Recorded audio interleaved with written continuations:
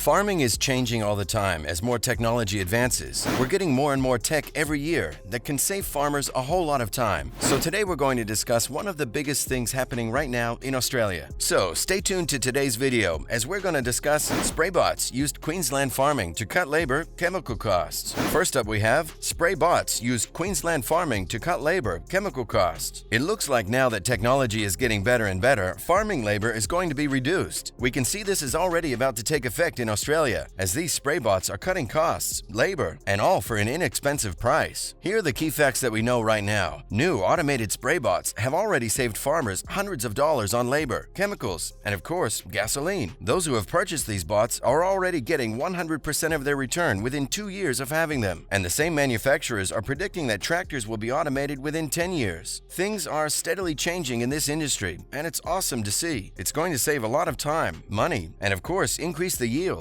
Some have stated that they need an employee to keep an eye on the automated spray bots and rigs, but one farmer has done something special. Tom Coggin from Coggin Farms actually controls all of it from his iPad and waits for it to notify him of refills needed for the rigs. He stated he was saving hundreds by using the automated equipment. When you're worth a workers member, you've got to assume, I do not know, whether from $25 an hour proper to $40, relying on what kind of expertise you're chasing and what kind of equipment you're making an attempt to drive, he stated. They're doing 50 hours every week. That's $2,000 every week for 52 weeks a year. It's a reasonably large saving value on labor. He also went on to talk about how the robots are in fact getting the so-called boring jobs of the farms, which makes a whole lot of sense. His business has also gone up to 90% on chemicals when his paddocks have been cleared, because they're only sprayed when a weed is noticed and not by a human. These bots are functioning all day for 24 hours, and it's an insane thing for these farmers. It's saved a lot of time already and could change many farmers' lives across the world if they implemented it right now. Sadly, the problem right now is that these are manufactured specifically for your farm, meaning you have to book out a manufacturer specifically for you. Currently, the waiting list is about a year in advance, so farmers really need to get on this right now. Otherwise, they're waiting even longer for this to change their lives. Let us know down in the comment section below what you think of this new farming tech and how it's going to affect the industry from now on. Let us know what else you know about this if you're interested as well. And now, on to some other farming information. So, sadly, UK farming antibiotics are continuing to fall. This first bit of news is a really sad and important one. So what is going on with these antibiotics? Well, this has been going on for a while now, but it seems like the highest priority, critically important antibiotics that the UK needs for farm animals are continuing to fall in sales. This shows that the progress made by agriculture to tackle antimicrobial resistances is going great. This is now the 6th year in a row that sales have begun to fall, which is sad for the companies, but great for the farmers and their amazing animals. The total reduction of around 79% since 2014 is astronomical and is just an insane amount of loss. Abigail Seeger, who is the chief executive of the VMD, said, "Working closely with the farming industry and the veterinary profession, we have achieved huge reductions in the use of antibiotics since 2014, and we're seeing reductions in resistance as well. These successes are testament to the cooperation between farmers and vets in promoting the responsible use of antibiotics." A new report also highlights where targets are already being achieved and where they are sustaining or staying around. This also shows challenges for the future of this idea.